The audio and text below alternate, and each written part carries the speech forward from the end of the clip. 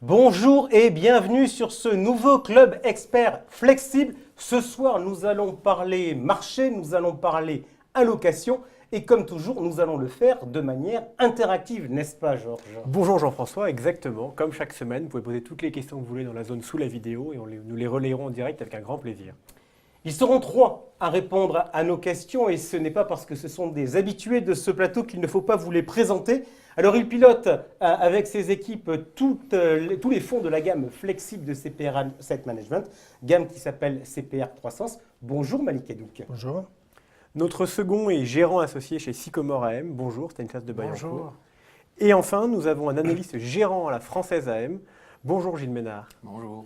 Comme à l'accoutumée, je vous livre donc le menu de ces 45 minutes que nous allons passer ensemble. On fera un zoom sur l'effet marquant de ces 11 premiers mois de l'année 2017 avec un point sur les principaux choix de gestion qui ont été faits par nos invités.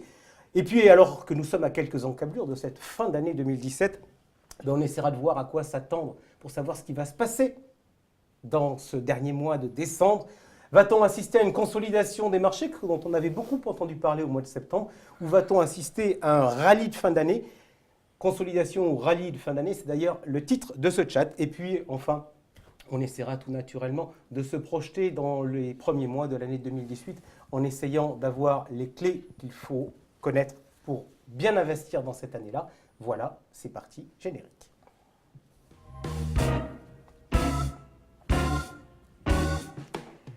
Le club expert flexible avec Malik Hadouk de CPR Asset Management, Stanislas de Baillancourt de Sycomore Asset Management et Gilles Ménard de la Française AM. Ça s'est passé en 2017. Je vous propose pour commencer, avant de rentrer un peu dans le reporting de ce que vous avez fait, si je vous demande à tous un point marquant, quel est pour vous l'élément marquant de cette année 2017, vous me répondriez quoi Stanislas? C'est difficile parce qu'en termes de marché, il n'y a pas eu d'événements très marquants, en tout cas de mon point de vue. En 2017, c'est une année qui a été assez peu volatile, assez linéaire. On a eu des changements, des élections comme en France qui étaient inattendues si on se replace un an en arrière. Mais d'un point de vue de marché, ça a été une année plutôt linéaire et assez régulière. Donc pas de point clé, c'est plutôt la politique qui a fait cette année pour nous. D'accord, donc grosso modo, pas d'accident de parcours majeur. Malik, pour vous, l'élément majeur de cette année 2017? Je répondrai à la dépréciation assez marquée du dollar vis-à-vis de l'euro ou la force de l'euro. Ça a été l'événement, je pense, de 2017. Ok. Gilles Ménard? Moi, j'ai envie de retenir un élément peut-être plus micro, c'est-à-dire la bonne tenue des croissances bénéficiaires des sociétés européennes pour la première fois depuis de nombreuses années. Ça fait longtemps qu'on débute les années avec des anticipations de croissance positives et qui sont démenties, déjouées tout au long des mois qui suivent. Et pour la première fois depuis 5 ans, 5-6 ans, on a enfin à peu près réussi à coller aux anticipations des analyses de début d'année. Donc c'est plutôt une bonne nouvelle. Alors, c'est sympa que vous nous parliez de ça, mais justement, lorsque je regarde un peu les performances 2017 des différents indices, je vois peu ou prou quoi? Je vois peu ou prou le Dow Jones qui est en progression de quasiment 20%, je vois le Nikkei qui est en progression de 17%, et puis je vois l'Eurostoxx qui est à plus 9 et le CAC 40 qui est à plus 11. On a démarré l'année en se disant...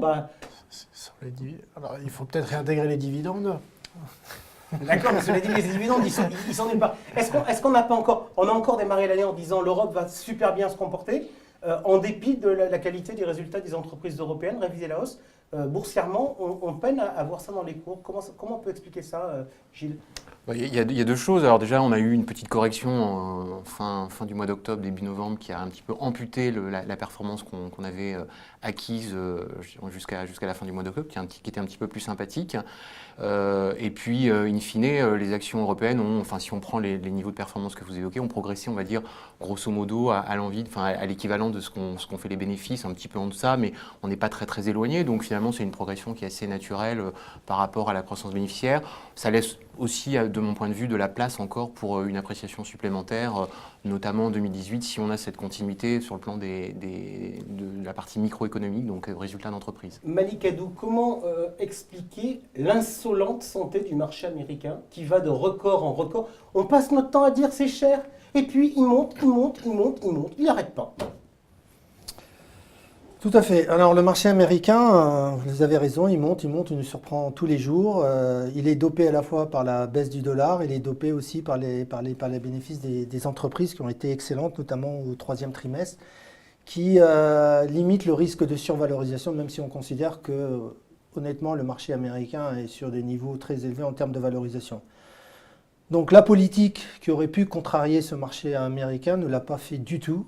Il a été emmené par le fait que la croissance américaine s'améliorait à partir du deuxième semestre de l'année, que les bénéfices suivaient, notamment emmenés par les technologiques, et par un marché qui est en termes sectoriels très puissant, c'est-à-dire que la rotation sectorielle est vraiment efficace quand un secteur fonctionne et qu'un autre ne fonctionne pas, et ben ça compense et ça permet au marché de continuer à monter. Comment expliquer que la politique n'ait pas interféré dans ce qui s'est passé à Wall Street? Parce qu'on fait le bilan. Là, on est au mois de novembre, on fait le bilan de Donald Trump. Ouais. Tout le monde a dit Donald Trump, c'est formidable. Normalement, il faut faire toutes les réformes la première année. Son bilan, il n'a rien fait. Il n'a rien fait, mais le marché espère toujours qu'une réforme va finir Il n'y a par pas passer. eu l'espoir. Donc.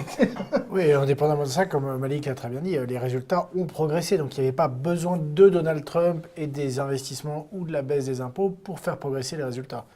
Donc il s'est naturellement alimenté par les résultats, avec toujours encore aujourd'hui une dose d'espoir sur un accord sur la baisse de la taxe sur les sociétés, qui donnerait encore un peu plus de vent arrière au marché. Et puis, Alors, là, on vient de regarder un peu ce qui s'était passé dans les grands marchés, marché actions européen, marché actions américain. Vous, qu'est-ce que vous avez fait dans cette année, Stanislas? c'est une année où on a fait deux choses. D'abord, on a essayé d'engendrer une progression assez régulière avec l'investissement obligataire qu'on avait dans les obligations d'entreprise. Et ça a très bien fonctionné. Et d'autre part, on a eu une bonne progression sur les actions européennes, notamment sur la partie small et mid cap, qui a fait qu'on est venu à alléger un certain nombre de titres. Ce qui fait qu'on a aujourd'hui une exposition action qui est plus basse qu'en début d'année, parce qu'on a atteint un certain nombre de nos cours cibles. Ça veut donc dire qu'il n'y a pas eu de grand coup de barre dans la gestion? Non, il n'y a pas eu de grand coup de barre. Par contre, il y a des réallocations aujourd'hui. On commence à réinvestir depuis quelques mois maintenant sur le Japon et ça marche très bien. Donc, c'est un élément positif pour le portefeuille et pour la manière dont on se projette dans 2018. Et sur la thématique de la technologie, c'est vrai qu'on a vu le carton absolu en termes de croissance des grands mastodontes américains. Mais on voit d'autres titres comme par exemple Samsung en Corée, donc, qui pèse très lourd dans l'indice coréen, qui continue à avoir des valorisations très raisonnables, qui est poussé par la très bonne dynamique sur la valorisation de la mémoire et qui, pour nous aussi, a du potentiel. Donc on essaye de trouver des relais de croissance dans nos investissements, à la fois auprès des sociétés qu'on aime bien en Europe, mais également hors d'Europe sur des zones un petit peu différentes, sur lesquelles on a été moins présent au cours des années précédentes. Gilles, vous, à la française, sur la française patrimoine flexible, la stratégie qui a été menée cette année, il y a eu beaucoup de mouvements ou pas? Il y a eu beaucoup de mouvements, en tout cas il y a eu une amplitude de mouvements qui est assez significative de mon point de vue pour un fonds qui se veut patrimonial, enfin en tout cas c'est son nom. C'est-à-dire qu'on a démarré l'année avec un niveau d'action qui est aux alentours de 25%. On a construit des positions assez rapidement sur le premier trimestre. On a réduit la voilure juste avant l'élection française face à un événement binaire sur lequel on avait quand même...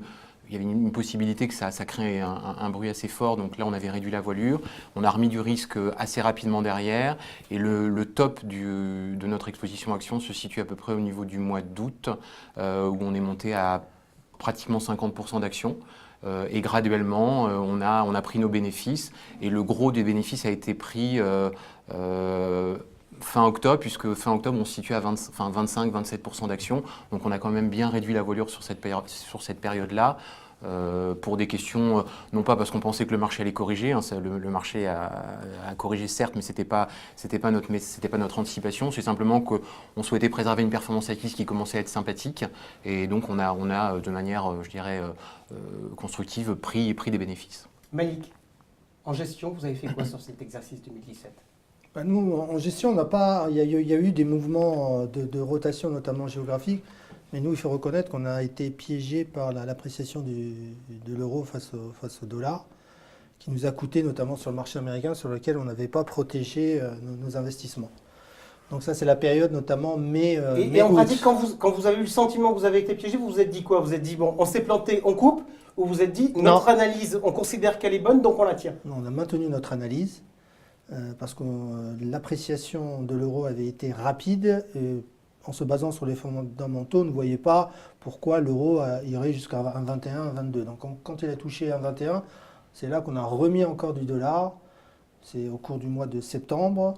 Et ça a permis aux performances de se redresser. Aujourd'hui, en termes d'exposition, on a eu la même stratégie, c'est-à-dire qu'on a atteint notre top en termes d'exposition action au mois plutôt d'octobre, nous. Puis on a réduit parce qu'on avait atteint notamment des cibles sur le marché européen autour de 3650 sur l'Eurostoxx. Et la diversification s'est faite, là je suis d'accord aussi, sur le marché japonais, qui est très en retard et qui est le plus sous-valorisé des marchés développés. Ensuite, sur la partie obligataire, honnêtement, on n'a pas fait grand-chose. On a raté, il est vrai, l'investissement sur le crédit parce qu'on considérait qu'il était trop cher. Et sur les taux d'État, on est resté assez neutre en termes de sensibilité. On n'a pas pris de pari marqué. C'était plutôt sur les actions.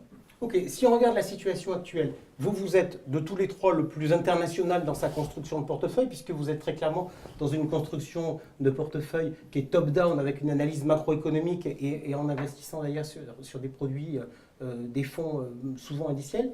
Les marchés que vous privilégiez aujourd'hui, c'est quoi? Aujourd'hui, c'est le Japon, les émergents.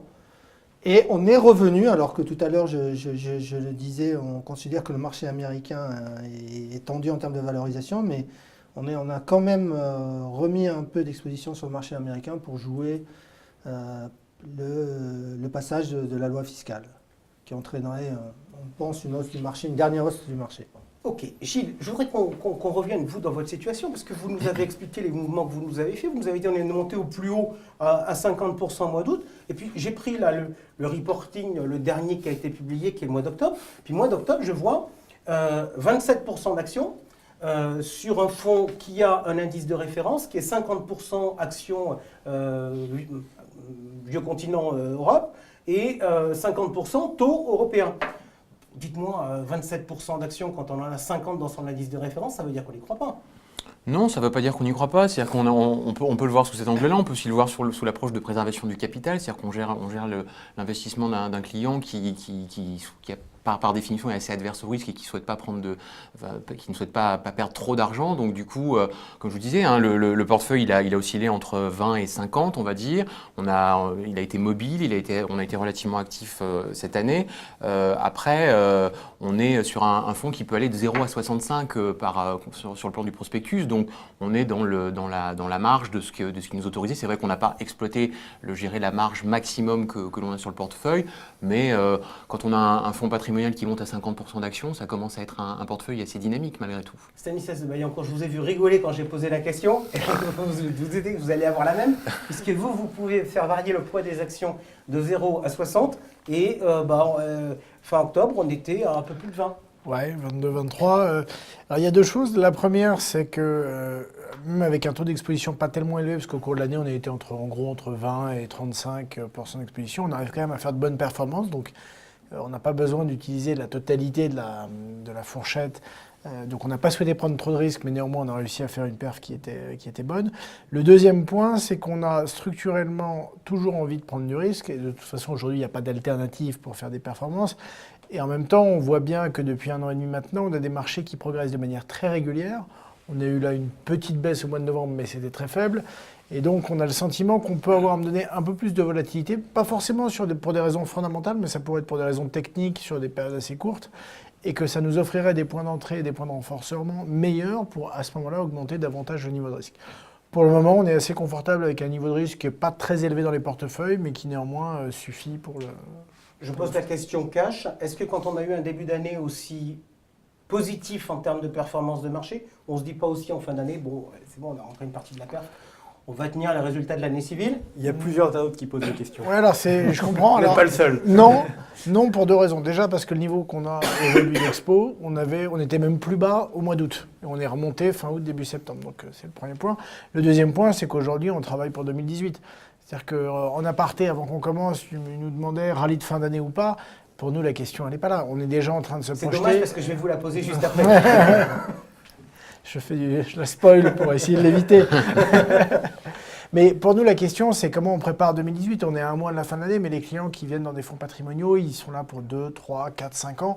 On ne pilote pas du tout la gestion à mois. On ne va pas détricoter toutes nos positions pour geler la fin d'année avant de les remettre au mois de janvier. Ça, c'est une vue de l'esprit. Donc, on est déjà en train de regarder comment est-ce qu'on voit les choses pour 2018, comment est-ce qu'on positionne les fonds, donc l'arrivée des nouvelles zones en portefeuille, le Japon, la Corée, un peu d'émergents.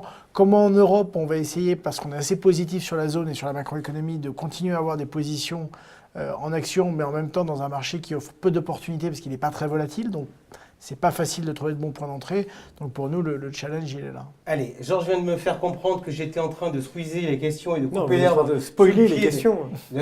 Ou bien finalement, je représentais bien moi aussi dans mes questions les questions des conseillers. On va prendre justement les questions sur cette première partie. Il y en a pas mal. En fait, visiblement. ils sont assez inquiets, disant finalement, si vos perfs sont faites, comment est-ce que vous pouvez faire de la perte d'ici à la fin de l'année? Et est-ce que vous n'allez pas demander carrément à vos équipes commerciales d'arrêter de faire de la collecte parce que vous ne savez pas où l'investir? Et est-ce qu'il vaut mieux attendre début 2018 pour revenir vous voir? Non, je pense que la réponse tout à l'heure était tout à fait en phase avec ce qu'on pense. C'est-à-dire qu'on construit des portefeuilles sur nos anticipations. Et on ne va pas détricoter parce que c'est la fin de l'année, à moins qu'on voit un risque important intervenir en cette fin d'année. Et le risque le plus important, c'est que la loi fiscale ne soit pas votée aux États-Unis. Et là, on aurait une correction sévère du marché, puisque le marché américain a progressé à peu près de 10% sur cette anticipation favorable, cette issue favorable. Mais ailleurs, on ne voit pas de risque particulier. Donc on est toujours positionné sur les actions et on pense aussi au scénario de 2018. On en parlera tout à l'heure avec plutôt un début d'année favorable qui se compliquerait un peu plus tard avec, si on y arrive pour une fois, un relèvement des taux. Ça fait rire tout le monde. Ça fait rire tout le monde, on s'est encore planté Sur les taux, sur les taux. c'est qui on? La place. Non, mais la place, on va être honnête.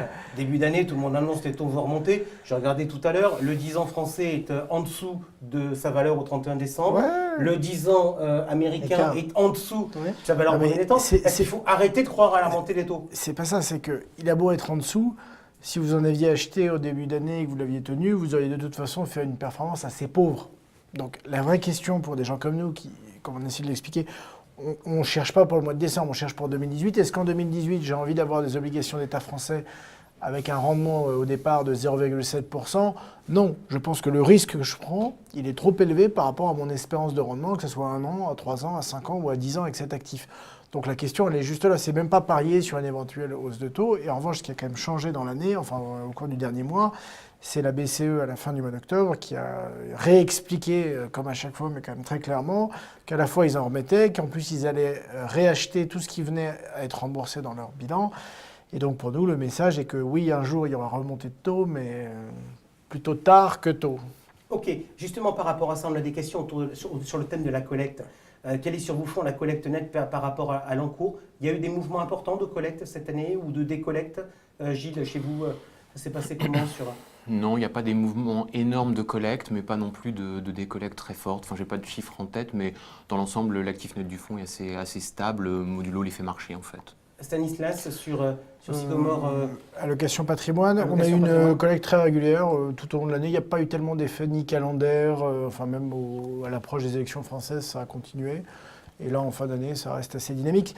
Il faut aussi dire que le contexte de baisse des rendements sur les fonds en euros, etc., de toute manière, pousse quand même le travail de recherche de produits patrimoniaux, prudents, avec pas trop de volatilité, qui peuvent permettre de continuer à constituer des portefeuilles qui ont des rentabilités attractives. Donc il y a quand même une lame de fond aussi là-dessus. Malik, chez vous, je disais tout à l'heure que avec Gilles et avec Stanislas, ils gèrent chacun un produit spécifique avec un niveau de risque défini. Vous, chez CPR Asset Management, il y a une gamme avec différents niveaux de risque. Est-ce qu'au niveau de la collecte, vous constatez une évolution des comportements? On dit toujours, si on veut avoir plus de performance, il faut prendre plus de risques. Donc, est-ce que vous constatez un déplacement de la collecte vers les produits plus risqués ou est-ce que finalement, les épargnants restent quand même très, très attachés aux produits prudents? Non, mais les épargnants restent malgré tout attachés aux produits prudents qui ont un contrôle de la volatilité assez strict. Donc on n'a pas vu un déplacement, par exemple, malgré la hausse des marchés, vers des produits beaucoup plus agressifs en termes d'exposition action. Ils vont toujours vers le ventre mou, une allocation 50-50 ou vers les fonds patrimoniaux qui ont une exposition action qui est assez limitée. Au niveau de la collecte, il n'y a pas eu ou de décollecte, il n'y a pas eu vraiment de mouvements significatifs. Ce qu'on voit sur la collecte, c'est qu'il y a beaucoup de collectes sur les produits trésor supérieurs à 2 ans, ce qui ne sont plus des il de trésorerie. Il y a beaucoup de cash, mais ce cash-là est en attente. Et on se demande honnêtement où va s'investir cet argent. C'était la question, mais de toute manière, on constate vous aussi que vous en avez. Voilà, c'était donc la première partie. On a donc fait un point sur ces 11 premiers mois. Je vous propose tout de suite de passer à la suite.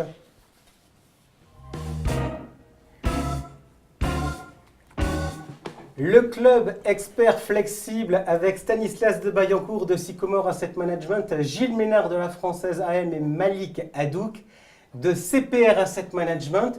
On attaque notre deuxième partie avec la question qui fâche. Rallye de fin d'année ou consolidation.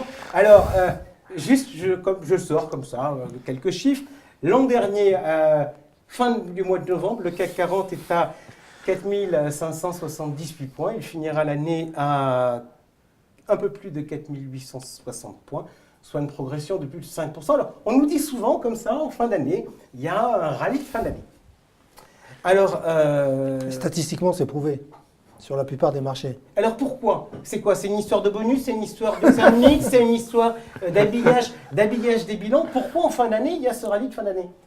Malik? Parce que pour la plupart des fonds, comme on l'expliquait tout à l'heure, terminent leur année vers le mois de novembre, donc ont nettoyé leur portefeuille et reprennent des positions au cours du mois de décembre. Réallouent en tout cas leur portefeuille au cours du mois de décembre. C'est pour ça qu'il y a des rallyes généralement en fin d'année. Mais ça, c'est tributaire aussi de la situation économique et financière, hein. Et statistiquement, il est prouvé que oui, il y a toujours eu des rallyes, 75% du temps, il y a un rallye de fin d'année au mois de décembre, sur la plupart des indices mondiaux. Stanislas, il y avait des explications pour le rallye de l'an dernier?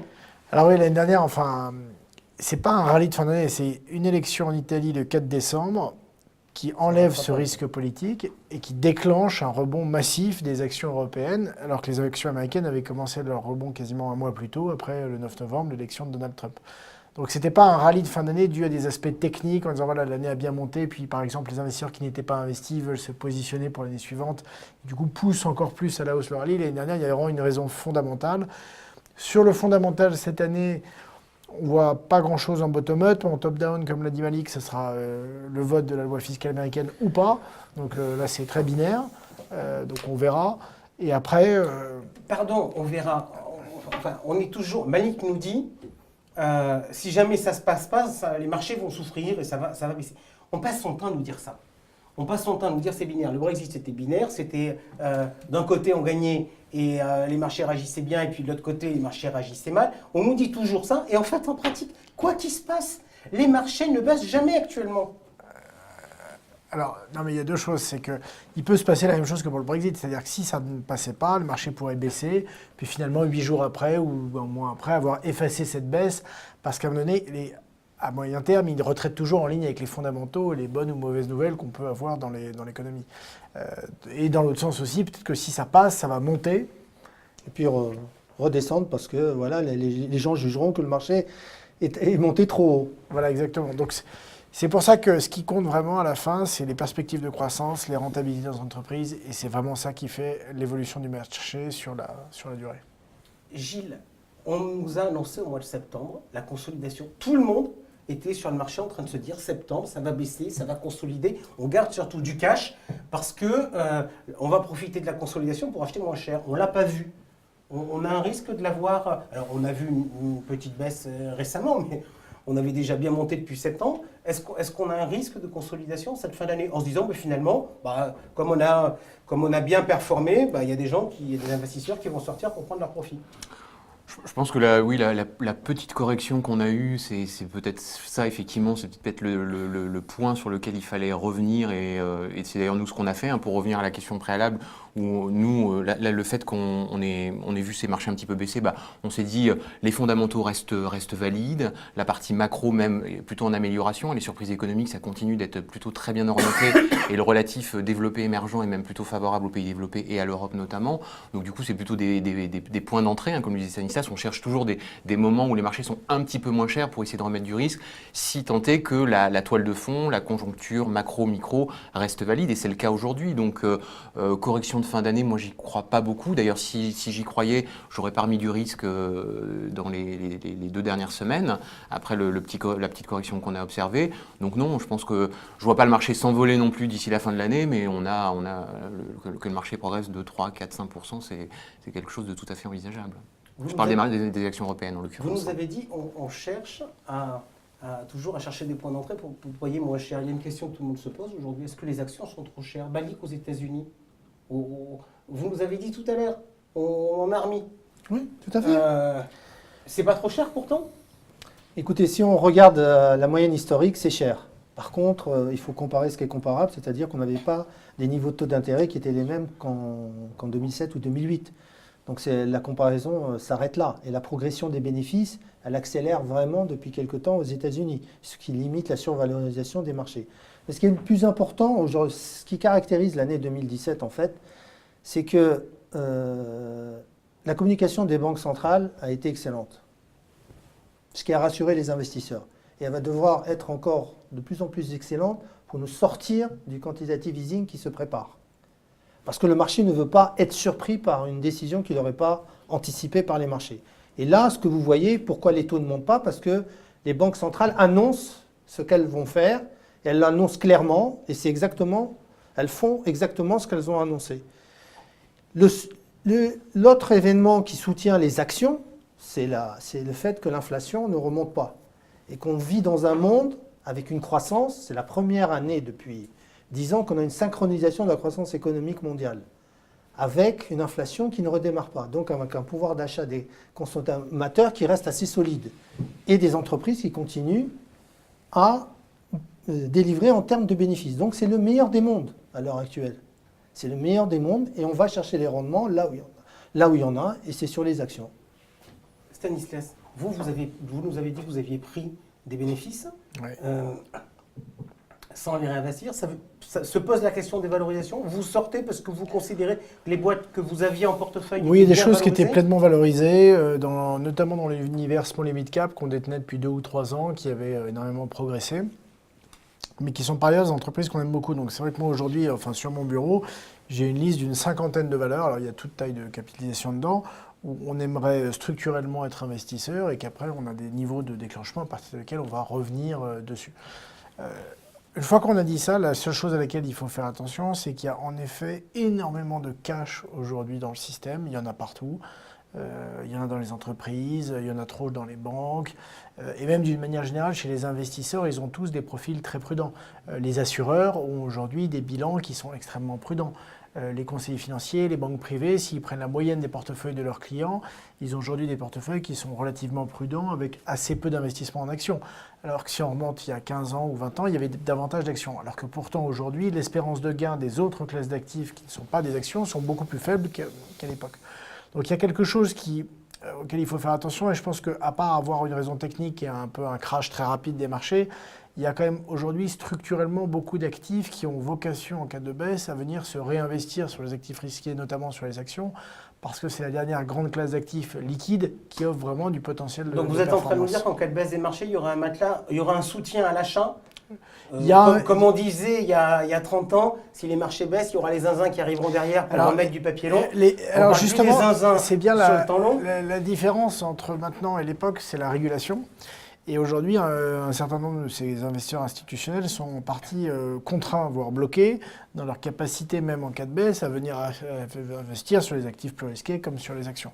Donc c'est ce qui peut faire que parfois vous avez des phénomènes où la volatilité s'amplifie, un peu comme on a eu en janvier-février 2016, etc. Mais par contre, ça revient assez vite après.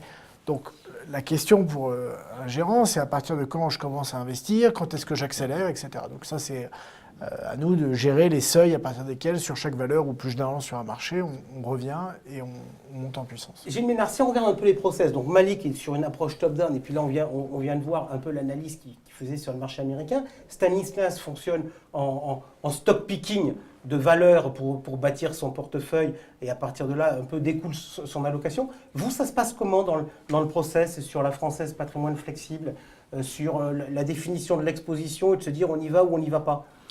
C'est un mix de top-down et de bottom-up. Alors c'est un peu tarte à la crème ce que je dis, mais effectivement, il y a à la base, enfin, le point de départ du process, c'est l'analyse top-down. Donc on regarde effectivement les grands fondamentaux macro pour déterminer un peu une toile de fond, une trame en fait.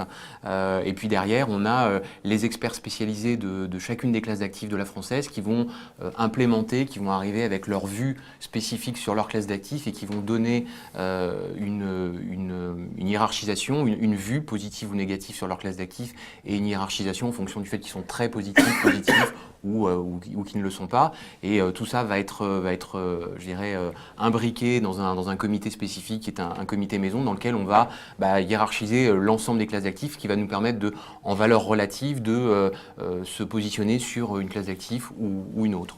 Ok.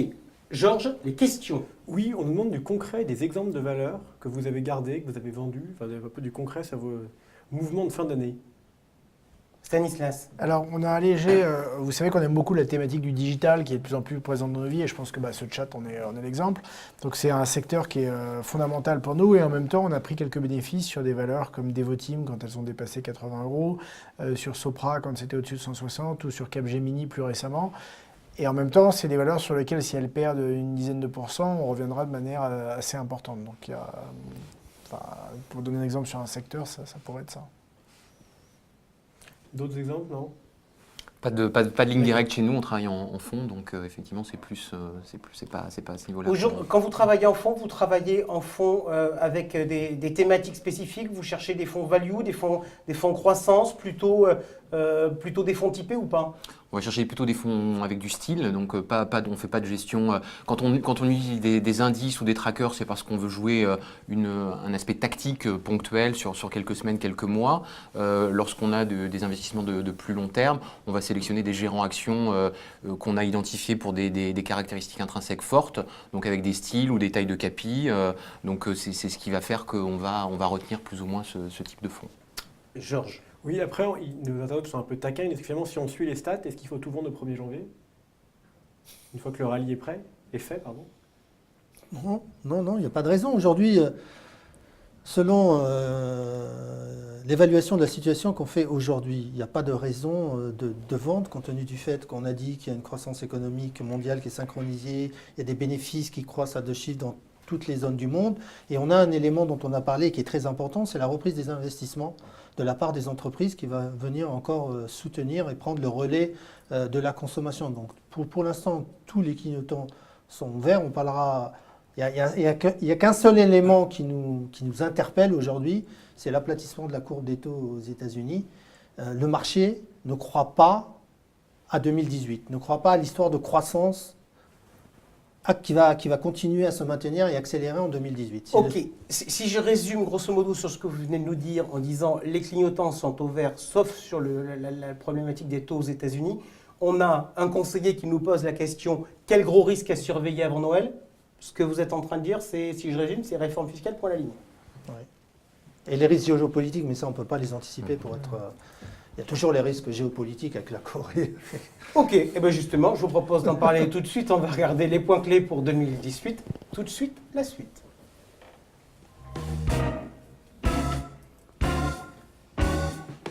Le club expert flexible avec Gilles Ménard de la Française, Stanislas de Bayancourt de Sycomore Asset Management et Malik Hadouk. On va donc essayer de se projeter et sans transition. On va, puisqu'on en parlait il y a de cela quelques instants, parler de politique et de géopolitique.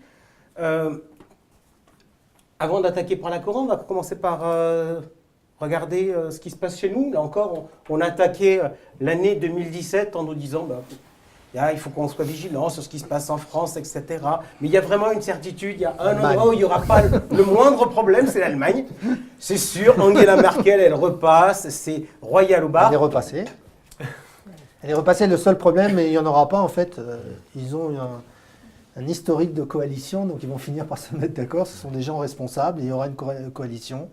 Je ne pense pas qu'il y aura de problème particulier. Pas de problème en Allemagne? Non, je pense que ce qu'il faut surtout noter, c'est la Catalogne. C'est-à-dire que la Catalogne, ça nous serait arrivé il y a 2 ans, 3 ans ou 4 ans, les marchés européens auraient perdu 10% en ligne droite, l'euro aurait été attaqué, etc. Il n'y a eu absolument aucune déviation du marché européen pendant ce temps-là. L'IBEX en Espagne a légèrement sous-performé, mais c'était pas très visible.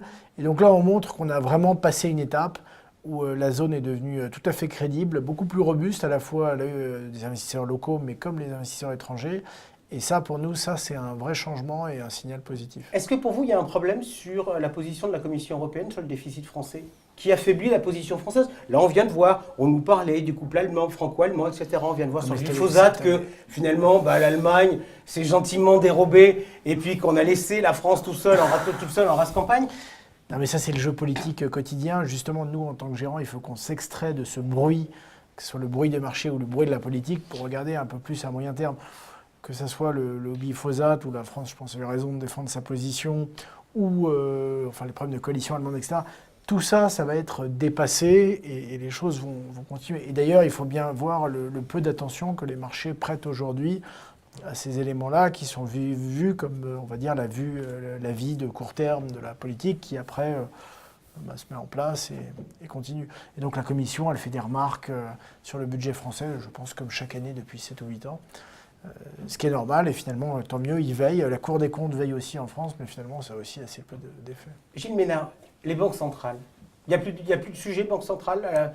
On nous dit que la BCE pourrait finalement arrêter de trop parler politique monétaire pendant un certain temps. La situation est totalement sous contrôle d'un point de vue monétaire pour vous? De mon point de vue, il y a un vrai sujet banque centrale. Il y a pas de, le sujet est bien présent. C'est plus l'appréciation, je pense, par les investisseurs de ce sujet. C'est-à-dire qu'au jour d'aujourd'hui, on sait que tendanciellement, on va petit à petit, les banques centrales vont réduire un peu cette liquidité. Alors ça va se faire de manière très très graduelle, de manière pas forcément synchronisée d'ailleurs selon les zones, mais néanmoins, il va y avoir à un moment donné, il va falloir un petit peu réduire un peu cette liquidité.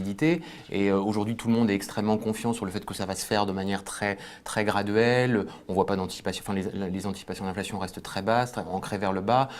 Tout ça est relativement porteur de stabilité, de confiance, de complaisance peut-être pas, mais en tout cas de confiance. Donc il y a un vrai sujet si à un moment donné, les investisseurs sont pris par surprise sur un événement. Alors, c'est pas un scénario que je mets en avant comme étant un scénario central, mais ça peut être effectivement des points de vigilance pour 2018, notamment sur cette thématique d'inflation et de normalisation monétaire. Mais est-ce qu'on peut être surpris aujourd'hui sur le niveau des taux? Ou est-ce que, mais notamment les taux longs, est-ce qu'on n'est pas aujourd'hui dans des schémas où on est complètement sur des taux administrés et où le vrai sujet, c'est de savoir si ce que disent les banques centrales énerve ou n'énerve pas le marché?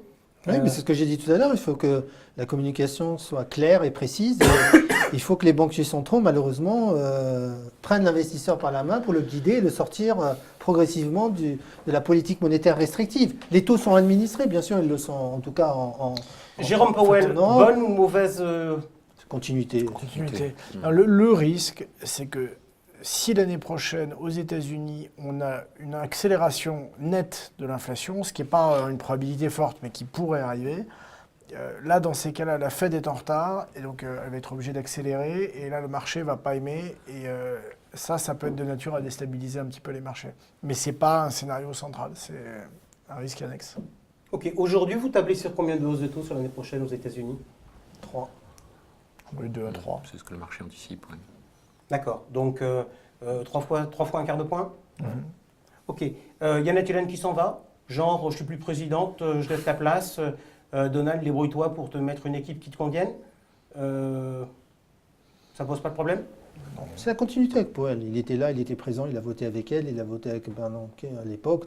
Et commence à nuancer quand même sur le thème de la régulation. Oui, mais c'est pour ça qu'il a été pris, c'est sur le thème de la régulation, justement. sur lequel Janet Yellen était plutôt réservée.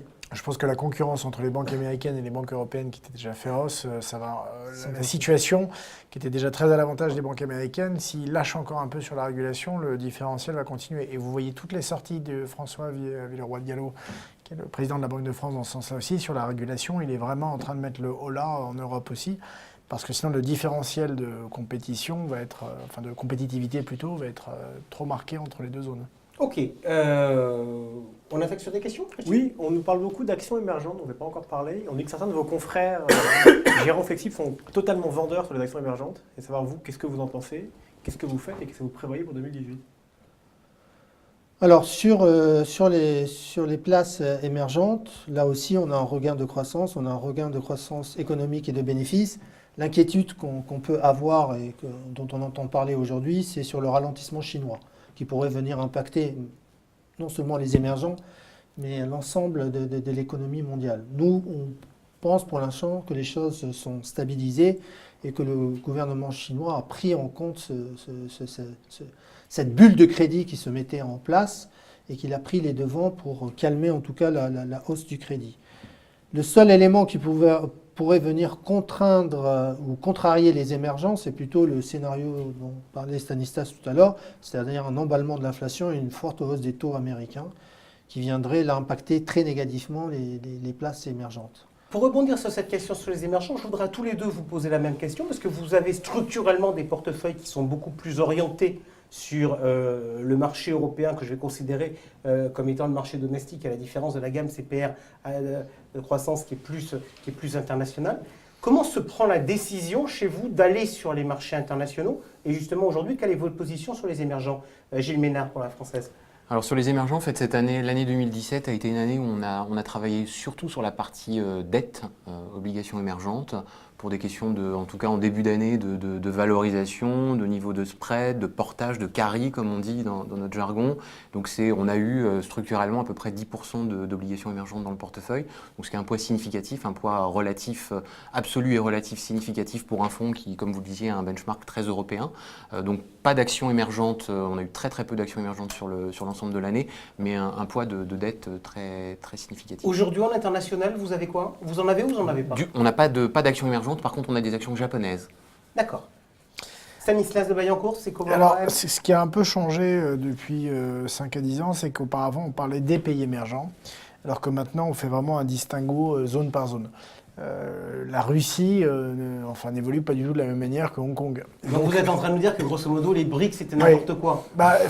Non, mais les BRICS, BRICS, c'était très bien pour faire découvrir les pays émergents en 2003-2004 à tous les investisseurs, pour y attirer un flux massif de capitaux, à bon ou à mauvais escient, mais en tout cas, le concept avait la simplicité et l'acronyme qui a permis de populariser et de faire découvrir. Aujourd'hui, et c'était déjà le cas à l'époque, mais c'est très différent. Et surtout à l'époque, les BRICS se répondaient entre eux, c'est-à-dire qu'on avait des matières premières qui étaient exportées de certains vers d'autres, qui eux, comme la Chine, faisaient plutôt de l'exportation. Donc, il y avait une sorte d'interrelation et d'intercorrélation entre eux, ce qui n'est plus du tout le cas aujourd'hui. La Russie a sa propre histoire, qui est davantage liée au prix du pétrole. On va dire que le Brésil est un peu dans une histoire de recovery ou de restructuration, donc c'est quand même plus long. Et en revanche, c'est vrai qu'on a l'Asie qui aujourd'hui est plutôt dans une bonne dynamique sur un certain nombre de secteurs. On parlait tout à l'heure de la technologie en Corée, etc. Et donc c'est plutôt là qu'aujourd'hui on a un intérêt de notre côté. Ok, on a une question d'un internaute qui nous dit quel scénario catastrophe. Donc j'ai noté tout à l'heure que dans le scénario catastrophe, il y avait une remontée plus forte que prévu de l'inflation aux États-Unis. Dérapage de l'inflation. Ouais, je pense que ça peut être ça le scénario catastrophe, c'est-à-dire dérapage de l'inflation, remontée de taux plus forte, évidemment du coup choc sur le marché obligataire américain, forte appréciation du dollar, donc c'est pas bon pour les pays émergents. Et évidemment le marché action américain qui baisse un peu et du coup le marché européen action qui baisse davantage parce qu'il y a toujours un peu plus de bêta. Si l'on exclut les risques géopolitiques qui par définition sont difficilement prévisibles, c'est vraiment le pire qui pourra arriver pour 2018 ? Avec la Chine. Un ralentissement plus marqué de l'économie chinoise qui entraînerait un ralentissement de l'économie mondiale. Une dernière question? Oui, du coup on nous dit que finalement, est-ce que vous êtes plutôt confiant pour 2018 ? Vous pensez pouvoir refaire comme en 2017 ? Non. Non, je pense. Après, tout est possible, mais je ne pense pas qu'on pourra avoir les mêmes performances qu'en 2017, parce qu'à un moment donné, on arrive à des niveaux quand même élevés en termes de valorisation. Ok, comme il nous reste 30 secondes, donc la réponse de Malik, 2018, aussi bien ou mieux que 2017, la réponse est non. Gilles Ménard? Alors si on n'a pas d'accident sur la partie américaine, donc bien évidemment avec un si c'est facile, mais je pense que les actions européennes ont quand même encore du potentiel pour l'année prochaine. Ça dépendra bien évidemment de l'environnement global, mais je pense qu'il y a encore un peu de place. Alors on a un peu le même avis, je pense qu'en fait le potentiel il est en ligne avec la capacité des résultats à progresser. Donc si on a 6 à 10% de progression des résultats l'année prochaine en Europe, la progression des marchés sera en ligne avec là parce qu'il n'y aura plus beaucoup de remontées des multiples de valorisation. Mais néanmoins, ça reste quand même attractif dans un monde à taux zéro. Voilà, c'était le club expert flexible. Un petit mot de conclusion, Oui, pour Georges vous dire que comme chaque fois, on se retrouve mardi prochain pour un sujet totalement différent avec CGP Entrepreneur qui lance un nouveau contrat d'assurance vie très innovant et qui vont venir nous présenter. Salut à vous tous, à la semaine prochaine.